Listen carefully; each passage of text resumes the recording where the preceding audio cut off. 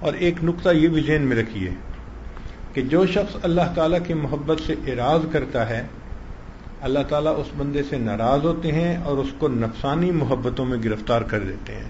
یہ عذاب ہوتا ہے بندے کی طرف سے. یہ اللہ تعالیٰ کا عذاب ہوتا ہے بندے کے اوپر کہ اللہ تعالیٰ کسی بندے کو مخلوق کی محبت میں گرفتار کر دیں. چنانچہ آپ دیکھیں کوئی عورت کی محبت میں گرفتار ہوگا, کوئی مال کی محبت میں گرفتار ہوگا, کوئی کاروبار کی محبت میں گرفتار ہوگا, اسی محبت میں زندگی گزر رہی ہوگی.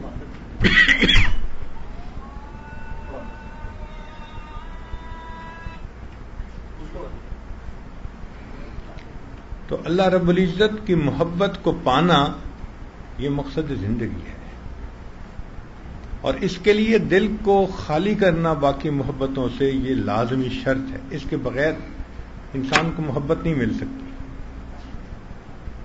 اور یہ دل کیسے خالی ہوگا؟ اس کے لیے ذکر کی کثرت کرنی پڑے گی, لا الہ الا اللہ کی ضربیں لگانی پڑیں گی تاکہ دل سے مخلوق کی محبت نکلے اور اللہ تعالیٰ کی محبت دل میں بھر جائے. اس لیے سیدنا ابراہیم علیہ الصلوۃ والسلام کی مبارک زندگی کو دیکھیں, انہوں نے سب کی نفی کر دی تھی ماں سوا کی. انہوں نے فرمایا تھا انی لا احب الافلین, میں ڈلنے والوں سے محبت نہیں کرتا. تو مرنے والوں سے اور ڈھلنے والوں سے کیا محبت کرنی؟ محبت کرنی ہے تو اس ذات سے کریں جو حی و قیوم ہے, ہمیشہ رہنے والی ہے.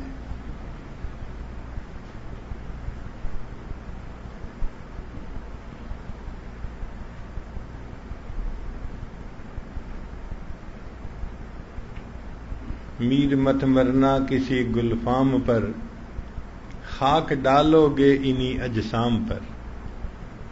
مرنے والوں سے ڈھلنے والوں سے کیا محبت کرنی؟ محبت کرے تو انسان اللہ رب العزت سے کرے جو ہمیشہ رہنے والی ذات ہے. جبریل علیہ السلام تشریف لائے اور انہوں نے اللہ کے پیارے حبیب صلی اللہ علیہ وسلم سے عرض کیا, اے اللہ کے حبیب صلی اللہ علیہ وسلم, احبب من شئت, جس سے چاہیں آپ محبت کریں, فإنک مفارق, ایک دن آپ کو جدا ہونا ہے. تو اصول سمجھ لیجئے, جو مخلوق سے محبت کرے گا ایک نہ ایک دن اس کو مخلوق سے جدا ہونا پڑے گا. جو اللہ سے محبت کرے گا ایک نہ ایک دن اللہ سے ملا دیا جائے گا. تو محبت تو اللہ سے کرنی چاہیے, دعا مانگنی چاہیے کہ اللہ ہمیں ایسی محبت عطا فرما. اب اس محبت کی کچھ علامات ہیں جن علامات سے پتہ چلتا ہے کہ اس بندے کے دل میں اللہ تعالیٰ کی محبت موجود ہے. پہلی نشانی کہ جب دل میں اللہ تعالیٰ کی محبت ہوتی ہے تو دل اللہ کے لیے بے قرار ہوتا ہے, اللہ سے ملاقات کو جی چاہتا ہے. اور حدیث پاک میں فرمایا کہ جو بندہ اللہ سے ملاقات کو محبوب رکھتا ہے تو اللہ تعالیٰ اس سے ملاقات کو محبوب رکھتے ہیں. من احب لقاء اللہ احب اللہ لقاءہ. تو محبت کی پہلی علامت کہ دل اللہ کے لیے بے قرار رہتا ہے اور انسان اللہ تعالیٰ کی محبت پانے کے لیے تڑپتا ہے, اور پھر دل چاہتا ہے کہ محبوب سے محبت کا اظہار کریں. محبت اظہار چاہتی ہے, عشق اور مشق یہ اظہار چاہتے ہیں, چھپے نہیں رہ سکتے.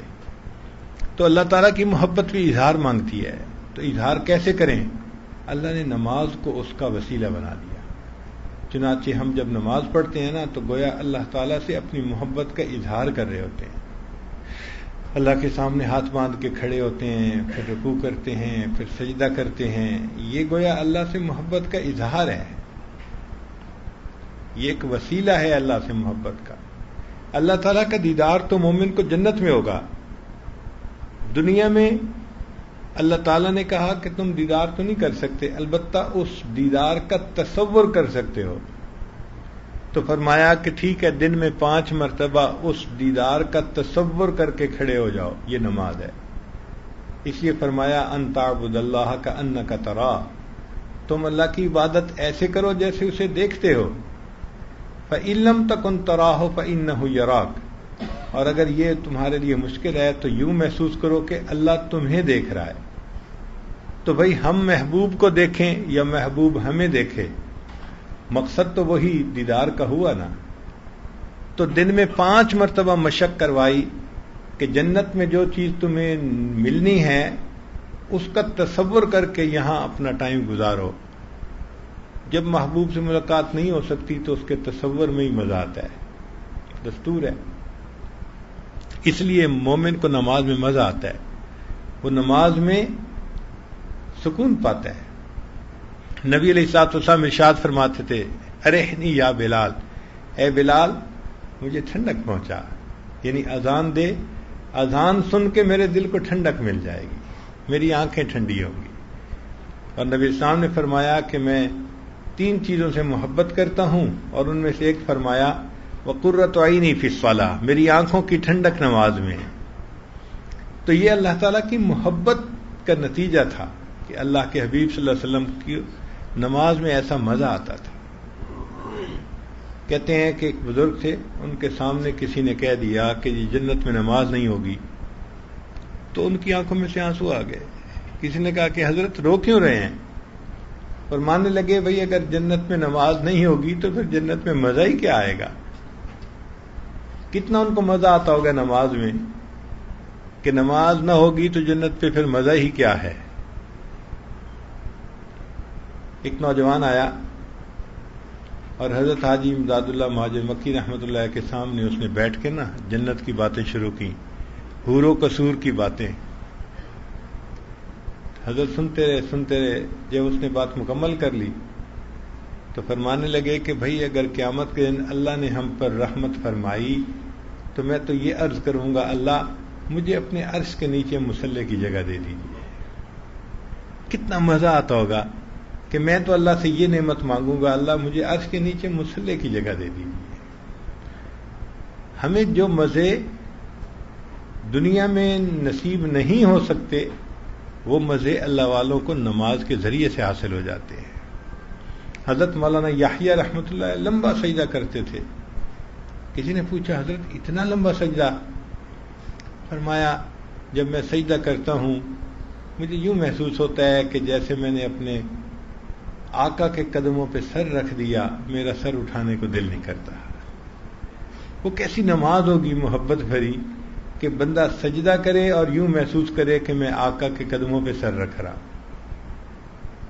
حضرت مولانا فضل الرحمان گنج مراد آبادی رحمۃ اللہ علیہ نے ایک مرتبہ فرمایا، اشرف علی جب میں سجدہ کرتا ہوں مجھے یوں محسوس ہوتا ہے جیسے قدرت نے میرے رخسار کا بوسہ لے لیا. تو نماز میں مزہ آتا ہے مومن کو، اس لیے کہ وہ اللہ سے ملاقات کا بہانہ ہوتی ہے. اور ویسے بھی اگر نماز پڑھتا ہے بندہ تو اللہ سے ہم کلامی ہوتی ہے. حدیث پاک میں ہے الحمدللہ رب العالمین، جب یہ کہتا ہے تو اللہ جواب دیتے ہیں حمدنی عبدی، میرے بندے نے میری حمد بیان کی.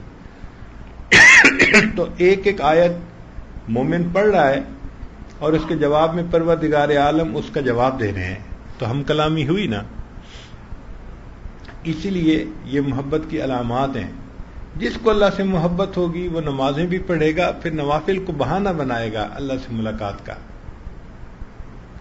بہانے سے وہ کبھی تحیۃ المسجد پڑھ رہا ہے، تحیۃ الوضو پڑھ رہا ہے، اشراق پڑھ رہا ہے، چاشت پڑھ رہا ہے، اوابین.